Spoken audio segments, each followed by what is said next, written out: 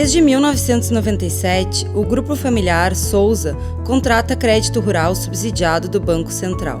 Entretanto, nas aditivações, o Banco do Brasil deixou de respeitar as normas emitidas pelo Banco Central para os recursos que fomentam e subsidiam a agricultura no Brasil, fraudando as operações.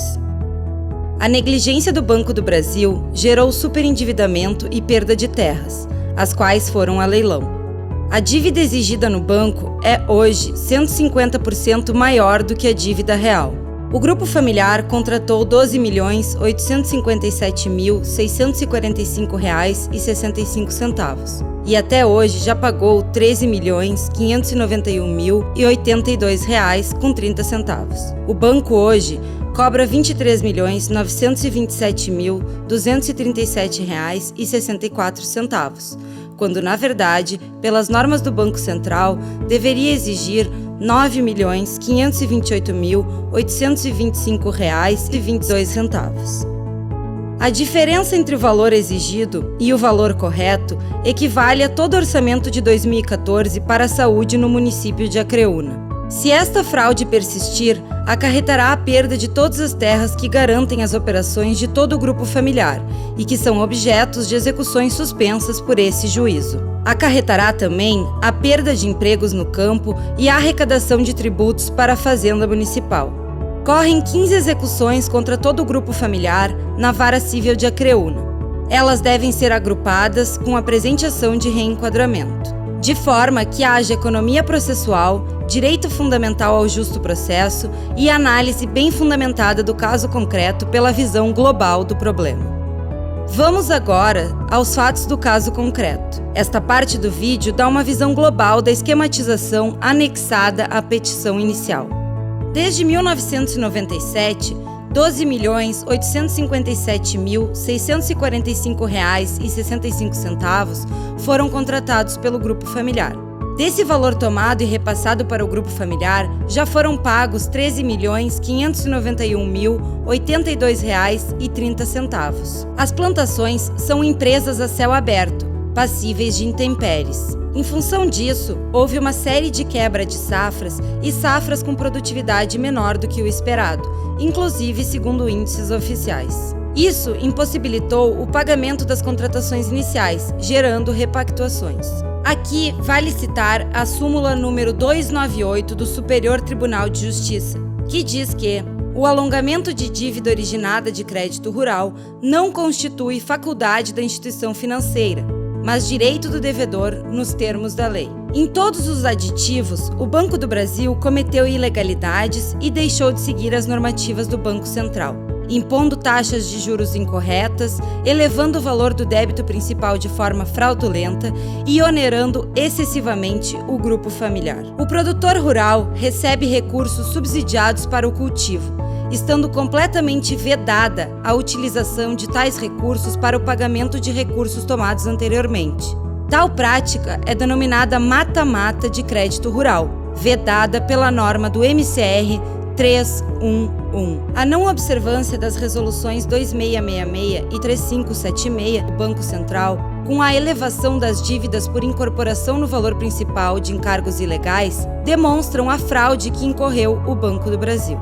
Na prática, o Banco do Brasil captou recursos subsidiados e condicionou as contratações à compra de seus pacotes de serviços. Posteriormente, captou novamente recursos subsidiados e pagou a si próprio. Vamos exemplificativamente falar da segunda operação realizada pela senhora Wanda. Em 1º de dezembro de 2004, contratou a CRP 40/00772, dígito 3, no valor de R$ 399.945,26, com juros pactuados em 16,172%, capitalizados e corrigidos por IRP.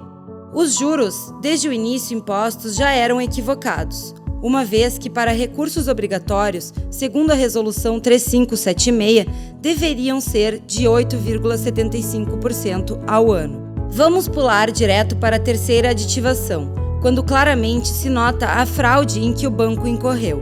O valor contratado, como falamos, era de R$ 399.945,26. Entretanto, no aditivo de 2011, o banco coloca como valor contratado R$ 460.583,52. Além disso, o aditivo elevou o valor da dívida principal para R$ 849 mil.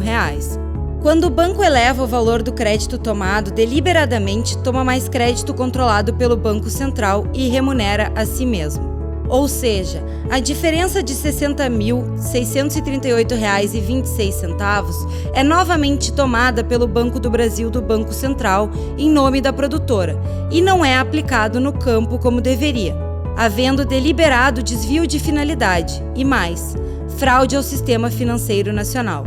Assim é, pois o banco apenas informa este novo valor ao Banco Central para que possa remunerar a si mesmo. Todas as alegações são corroboradas por sólido laudo pericial financeiro, que demonstra a deturpação do crédito subsidiado que foi consolidado de forma fraudulenta na última confissão de 2015. De tudo isso, restou uma dívida 150% maior do que o correto, consolidada em confissões de dívidas ocorridas em maio de 2015. Acertadamente, as confissões de 2015, repetidas em todas as operações, diminuíram os juros para 6,168% ao ano e a atualização por IRP. Porém, erraram novamente ao elevar o valor principal de todas as dívidas, ao imporem capitalização e ao consolidarem como exigíveis os encargos indevidos dos aditivos anteriores e impondo novas garantias que extrapolam, inclusive, o valor total da dívida imposta. A estas confissões, aplica-se indiscutivelmente o Código de Defesa do Consumidor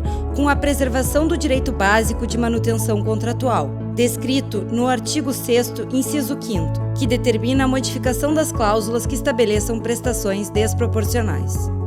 Portanto, a confissão deve ser mantida no que diz respeito à taxa de juros, à atualização e à concessão de prazo até 2020. Por outro lado, a prestação desproporcional deve ser modificada com o reenquadramento às normativas do Banco Central, sendo corrigido o valor contratual de todas as confissões, que somam 23 milhões, para o correto de 9 milhões. Com a manutenção contratual e a correção do valor, as prestações anuais obedecerão o Manual de Crédito Rural, não subsistindo assim qualquer outra ilegalidade e fraude ao sistema financeiro nacional. Existe urgência clara no deferimento de tutela provisória nesta ação, com a determinação da reunião e suspensão de todas as ações executivas ajuizadas pelo banco contra o grupo familiar, assegurando o resultado útil do processo. O perigo de dano demonstra-se pela possibilidade de expropriação indevida, com consequente asta pública em todas as execuções. Se o grupo familiar perder suas terras, não será possível alcançar o resultado útil do processo, ou seja, o pagamento do débito. O requisito de fumaça do bom direito foi explicitado ao longo de todo este vídeo e é reforçado pelo laudo pericial. Todas as regras procedimentais estabelecidas pelo novo Código de Processo Civil serão seguidas estritamente pelo grupo familiar. Durante o ajuizamento desta ação, a primeira parcela em controvérsia, vencível em maio de 2016, foi depositada, mostrando-se razoável também a retirada do nome dos membros do grupo familiar dos cadastros restritivos de crédito. Ainda, as outras 4 parcelas, a fim de seguir o procedimento determinado no artigo 330, parágrafos 2º e 3º do novo Código de Processo Civil, serão depositadas no tempo e modo como contratadas. Recorda-se que todas as operações comportam garantias hipotecárias suficientes. O valor das garantias é de R$ 75.727.120. Além disso, para garantir o contraditório e a ampla defesa, é importante que no momento da tutela provisória seja utilizada a carga dinâmica da prova, descrita no artigo 357, inciso 3º do novo Código de Processo Civil, invertendo ônus da prova, como determina também o artigo 6º, inciso 8º do Código de Defesa do Consumidor, para que no momento da contestação, o banco réu apresente toda a documentação relativa à contratação. A tônica do novo Código de Processo Civil determinam direito fundamental ao processo justo com a cooperação entre as partes. Espera-se também, dos contratantes, boa-fé e lealdade negocial. Portanto, requer-se a manutenção contratual das confissões de dívidas entabuladas em 2015, sendo aplicadas para a formação do valor principal as resoluções do Banco Central, e a partir da confissão, as taxas e o prazo nela contratadas. Com a sentença favorável, corrige-se uma deformação do mercado financeiro e se reestabelece uma contratação justa, razoável e legal. Obrigada pela atenção.